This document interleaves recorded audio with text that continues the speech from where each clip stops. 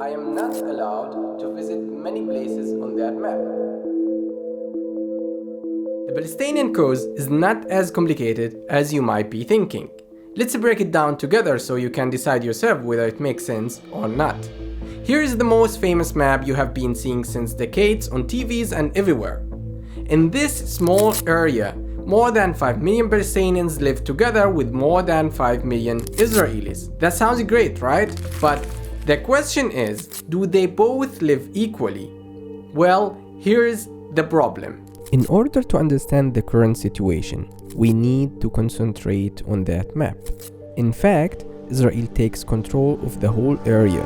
They control the borders, the airspace, and all the natural resources. I am a Palestinian, born and raised in Hebron in West Bank, and I hold this green ID card, which means I am not allowed to visit many places on that map. If Israel controls everything and the whole map, how come Palestinians have a president, government, and even police force?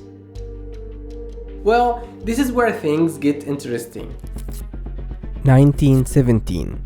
British Foreign Secretary James Balfour approves the creation of a national homeland for Jews in Palestine. 1920. The Zionist military organization Haganah was founded to represent the Jewish and to combat the revolts of Palestinian Arabs against the Jewish settlements of Palestine.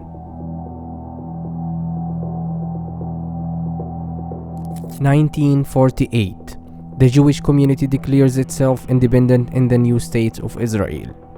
War breaks out between Israelis and forces from nearby Arab nations.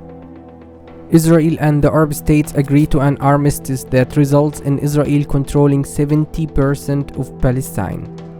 Here are the armistice lines established between Israel and its Arab neighbors in the aftermath of the war.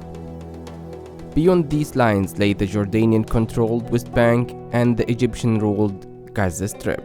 So after the war broke out between Arabs and Haganah militia, many Palestinians were scared and they had to flee their homes. According to the United Nations, more than 700,000 Palestinians became refugees during that period.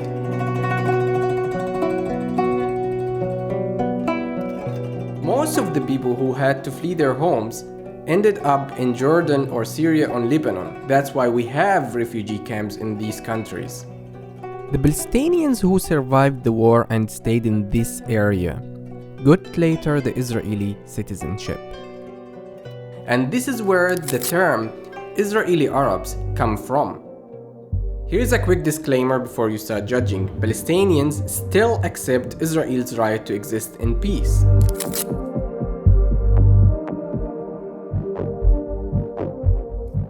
1965.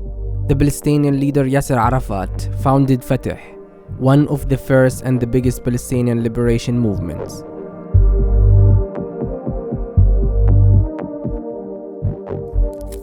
1967. The Six-Day War that changed the Middle East. Using sea, air, and ground combat, Israel captures the West Bank and Gaza Strip as well as Sinai Peninsula from Egypt and Golan Heights from Syria.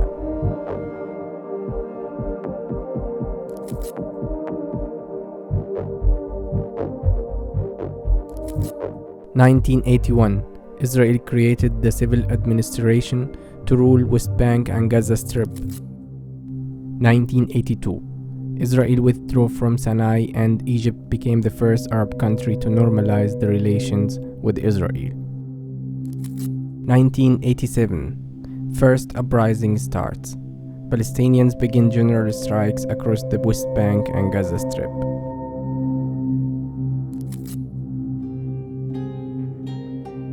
1993. Oslo Declaration of Principles. Palestine Liberation Organization and Israel agree to recognize each other. This is how Palestinians got a president, a government, police force, and this is how I got that green ID card. Remember that civil administration? Israel just replaced it with the Palestinian one, but without any power on the ground. And after 28 years, this is how our promised state looks like. 400 kilometers of apartheid wall which separates us from each other.